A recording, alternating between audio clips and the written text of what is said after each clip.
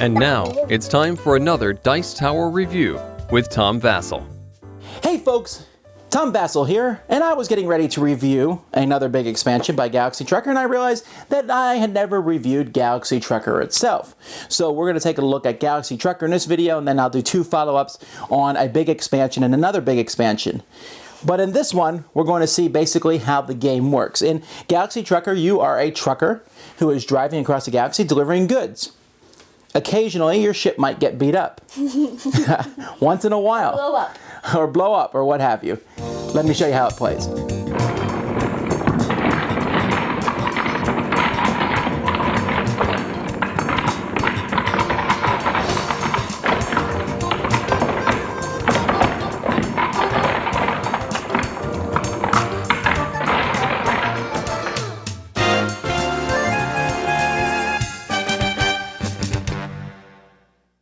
Galaxy Trucker takes place over 3 rounds, and in each round, or in the first round here, you're going to get this spaceship. Your spaceship will be a specific color, so let's say it's blue, and I'll take my central area here and put it in my spaceship. There's also a board up here, which is going to be used during the game itself, but before we get to that board, let's concentrate on the spaceship. At the beginning of each round, players are going to be, as quickly as they can, building a spaceship. They're going to be taking tiles from here one at a time, and they'll be looking at them, and if they want to, they can add it to their spaceship, if they can connect it with something already in the spaceship, or they put it back face up. Sometimes you'll take a piece and you really want to add it to your spaceship, you can put it up here, but then you better use it in the spaceship or you'll lose money later on. So players will do this. At the same time, players can look at these piles of cards to see some of the things that will be happening to them this round. But if they do that, they're wasting their time as they want to build their spaceship. At any point, people can flip the timer here from the 3 to the 2 to the 2 to the 1, depending on how well you're doing. When somebody finishes building their spaceship, they'll take the number 1. The next person will take the number 2 and 3 and 4. But the first person to finish will flip the final timer if it's in the 1. If not, they'll flip it till it gets there. And when that time runs out, everyone must stop. But let's talk a little bit about building spaceships. When building a spaceship, you have to make sure that the connections connect to one another. So there are 2 different connections in this game. There is a single connection here like this, and there is a double connection. These cannot go together. That doesn't make any sense at all. But I can put single to single. Now, when I attach stuff, it has to attach to the ship as is. So I actually could not play these 2 because they would have to attach here. But if on the first turn I played this one here, and then the second turn I could play this one here. Now, you'll notice that these have 3 attachments. That's actually a universal attachment. So this could have been played like this, because 2 can attach to a universal attachment, and the single one can attach to a universal attachment. You can never have an attachment that is facing nothing. That's not legal. So those are basically the basic rules about building, but you'd be surprised how many people mess them up, especially in their first game.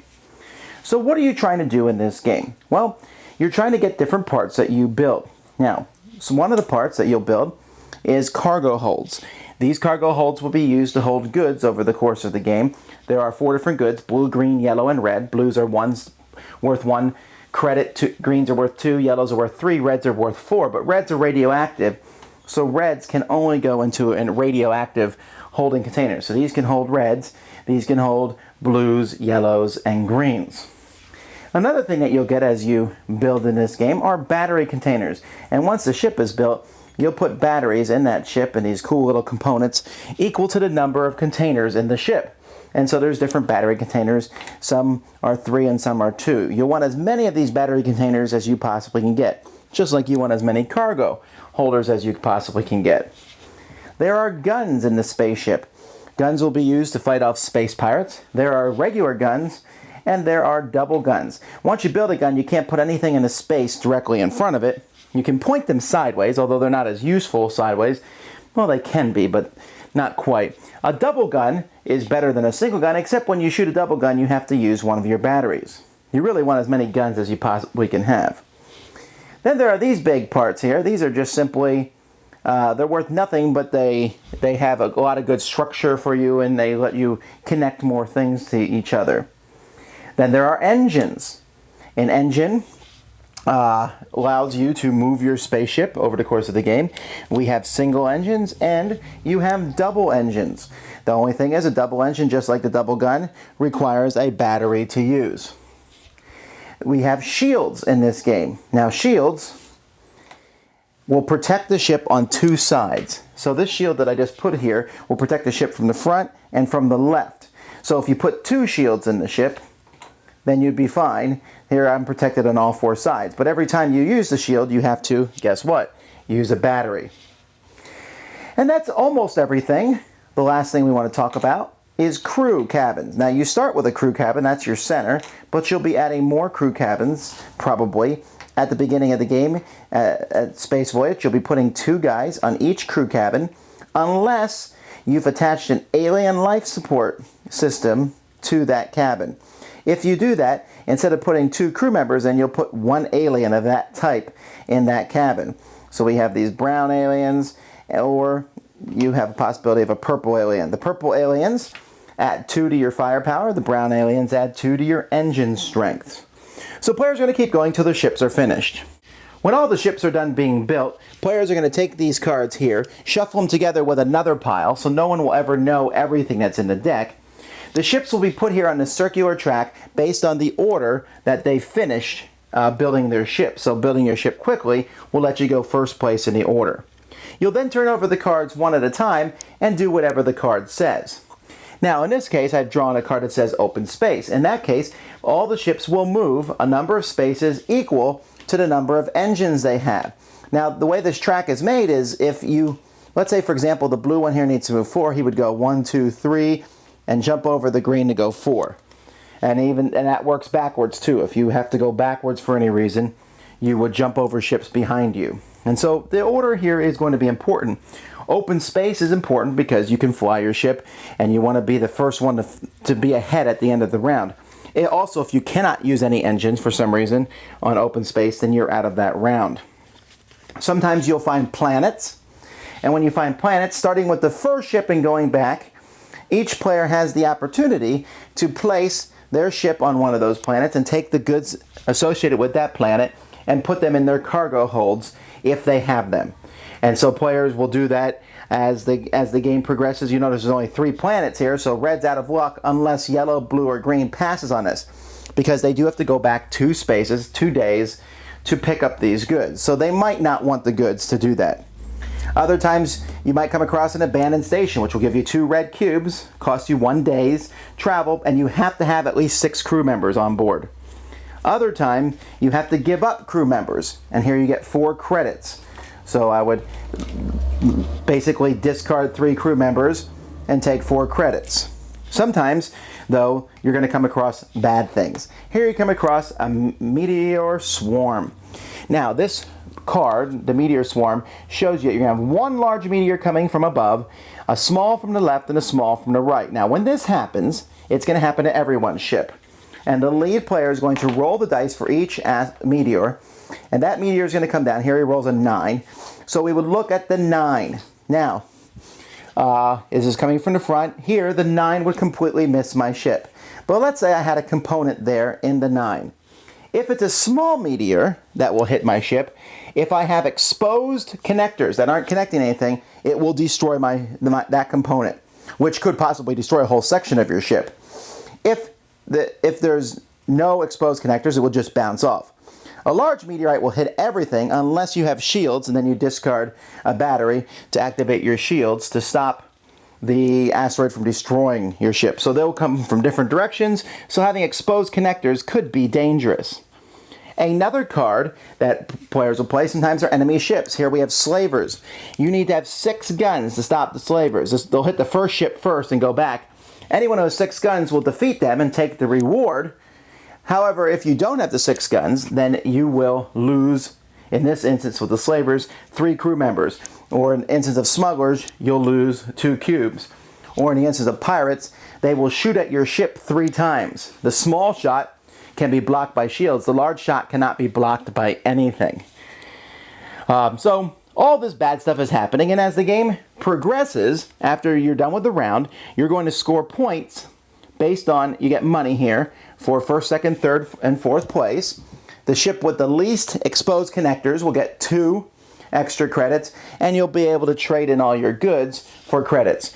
Each piece that you have destroyed will cost you a credit. You'll stick them here as they're destroyed, but at the most you'll have to lose is 5 credits.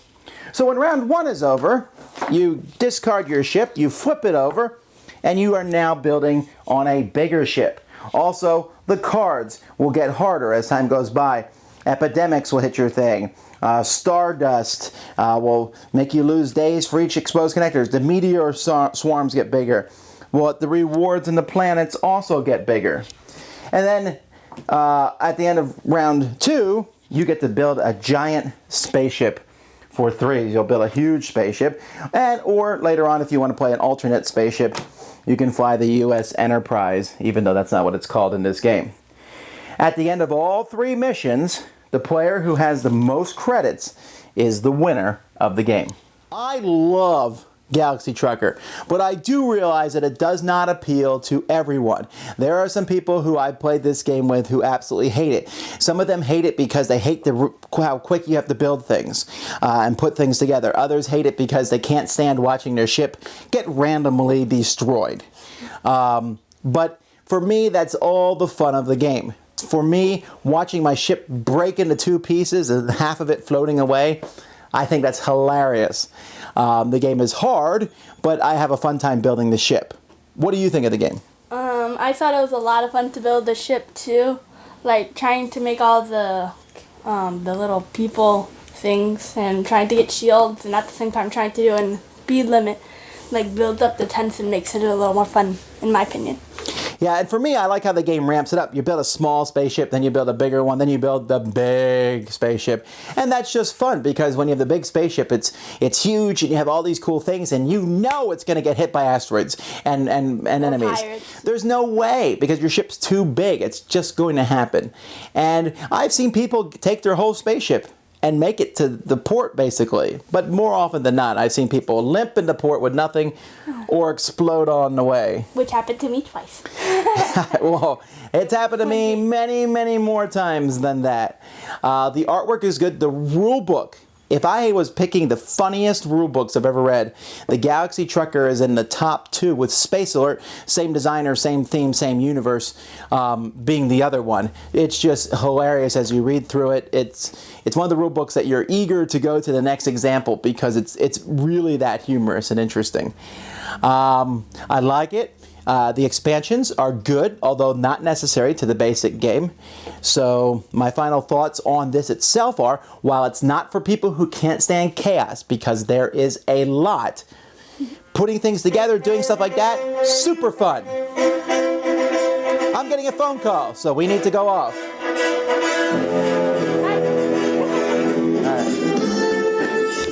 Thanks so much for watching the Dice Tower videos. Find more great videos and reviews, as well as our top-rated audio podcast at Dicetower.com. You can also find the latest board game news at Dicetowernews.com. I'm Eric Summerer, and you've been watching The Dice Tower. The Dice Tower is sponsored by Fun Again Games, the world's best game source. Fun Again Games has over 5,000 games available. Check them out at funagain.com. Shut the door. There.